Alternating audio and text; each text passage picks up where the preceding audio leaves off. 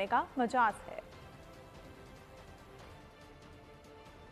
Pakistan stock exchange में कारोबार के दूसरे रोज मनफी रुझान रहा। मार्केट 215 पॉइंट्स की कमी से 45,491 पर बंद हुई।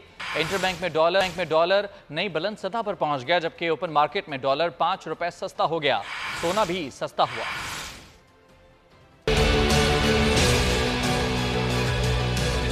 कारोबारी हफ्ते के दूसरे रोज पाकिस्तान स्टॉक एक्सचेंज में मनफी रुझान रहा।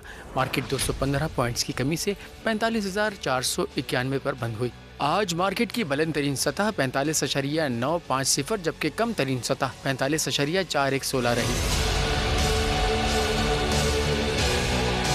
ओपन मार्केट में डॉलर 5 रुपए सस्ता 328 रुपए से कम होकर 323 रुपए में फरोख्त हुआ। इंटरबैंक में डॉलर में 1 रुपए 46 पैसे का इजाफा 307 रुपए 10 पैसे की बुलंद तरीन सतह पर बंद हुआ। सोने की कीमत में 6,300 रुपए की बड़ी कमी। फी तोला सोना 2,32,800 रुपए पर आ गया। 10 ग्राम सोने की कीमत में 5,402 रुपए की कमी 1,99,588 रुपए हो गई।